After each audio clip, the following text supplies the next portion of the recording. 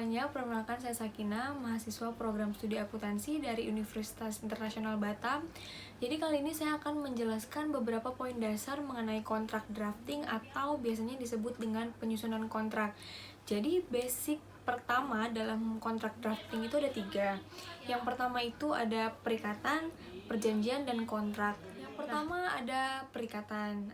Jadi perikatan itu merupakan suatu hubungan hukum antara dua orang atau dua pihak di mana pihak yang satu berhak menuntut sesuatu hal dari pihak yang lain. Selanjutnya ada perjanjian. Nah, perjanjian ini diatur dalam KUH Perdata pasal 1313 yang berbunyi suatu perbuatan yang mana satu orang atau lebih mengikatkan dirinya terhadap satu orang lain atau lebih. Nah, berbeda dengan perikatan sebelumnya yang merupakan suatu hubungan hukum.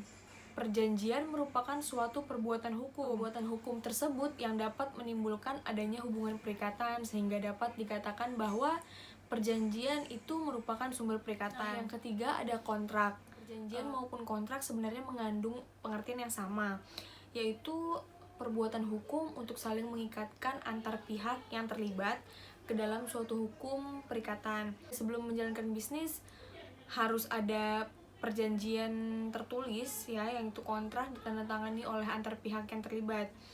Maka kontrak-kontrak bisnis biasanya dibuat secara tertulis menggunakan materai agar sah secara hukum. Perikatan menurut Profesor Dr. Maryam Darus Badrul Zaman Sarjana Hukum, yaitu perikatan adalah hubungan hukum yang terjadi antara dua orang atau lebih yang terletak di dalam lapangan harta kekayaan, di mana yang satu berhak atas prestasi dan pihak yang lainnya wajib memenuhi prestasi tersebut. Jadi prestasi itu seperti kewajiban ya. Prestasi dalam perikatan itu tertuang dalam pasal 1233 pada KUHP Perdata. Yaitu ada 3 poin: untuk memberikan sesuatu, berbuat sesuatu, dan untuk tidak berbuat sesuatu. Selanjutnya ada perjanjian. Nah, perjanjian menurut para ahli itu adalah suatu perbuatan yang mana satu orang atau lebih mengikatkan dirinya terhadap satu orang lain atau lebih. Prestasi ini sebenarnya meliputi beberapa perbuatan. Nah, perbuatan yang pertama itu bisa menyerahkan sesuatu, yang kedua bisa melakukan pekerjaan, yang ketiga bisa tidak melakukan pekerjaan.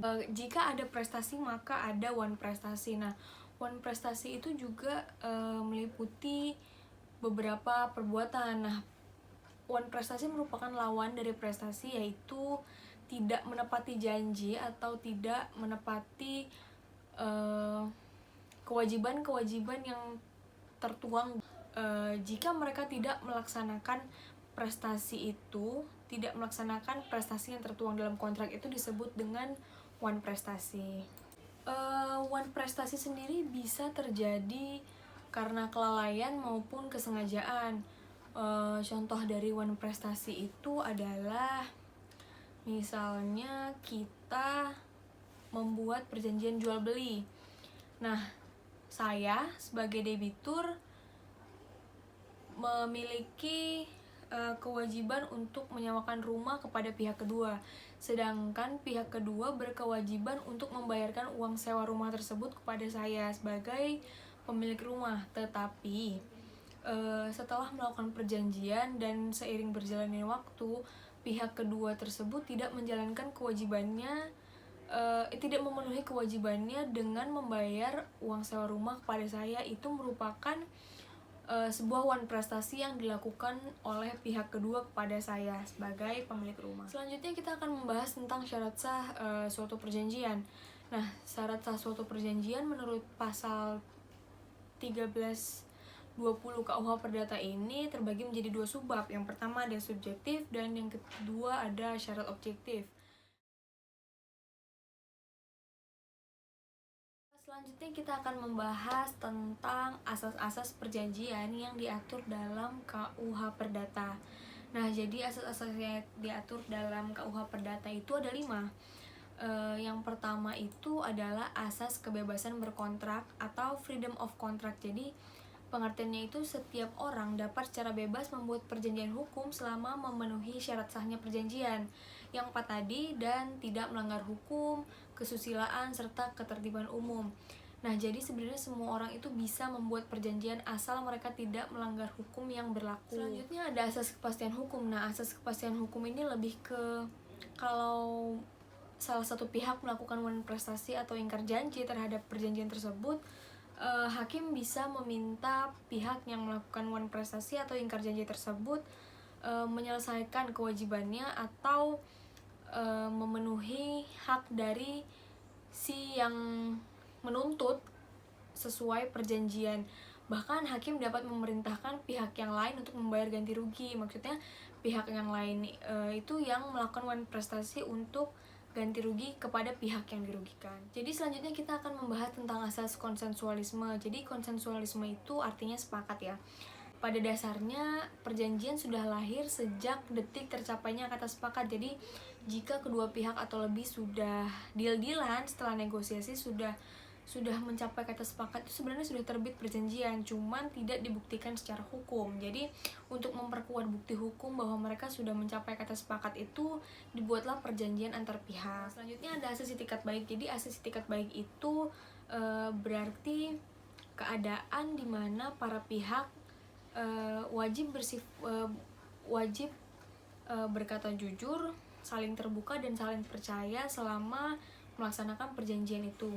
Contohnya saya menyewakan rumah kepada teman saya. Saya bilang ke teman saya, rumahnya dalam kondisi bagus, lantainya bagus, tidak ada yang bocor, layak tinggal. Sedangkan pada kenyataannya rumah itu tidak layak untuk ditempati, seperti gentengnya bocor, jendelanya pecah. Berarti itu saya sudah melanggar asas itikat baik karena saya tidak jujur tentang kondisi rumah tersebut kepada calon penyewa rumah. Nah, yang terakhir itu adalah asas kepribadian. Jadi asas kepribadian itu berarti isi perjanjiannya hanya mengikat para pihak secara personal, tidak mengikatkan pihak-pihak lain yang bersangkutan. Misalnya saya melakukan perjanjian dengan pihak kedua, saya melanggar perjanjian dengan pihak pertama, saya melanggar perjanjian dengan pihak kedua, kemudian saya lari dan nggak ketemu nih. Nah, kasus saya itu tidak bisa diwakilkan dengan suami saya atau dengan anak saya. Maksudnya tidak bisa diwakilkan dengan orang lain. Kalau misalnya sayanya ketemu, oke, saya yang dihukum, jadi saya yang dituntut. Nah, tapi kalau sayanya nggak ketemu atau maaf si yang dituntut itu meninggal, sudah, berarti kasusnya sudah selesai sampai begitu saja, karena asas kepribadian ini tidak dapat diwakilkan oleh orang lain, baik itu siapapun. Jadi kalau misalnya si yang dituntut sudah meninggal, ya kasusnya sudah berhenti di situ saja. Baiklah, mungkin hanya segitu yang dapat saya sampaikan pada hari ini. Saya tahu masih banyak kekurangan, mungkin kurang dan lebihnya saya mohon maaf. Wabillahi taufiq wal hidayah. Wassalamualaikum warahmatullahi wabarakatuh.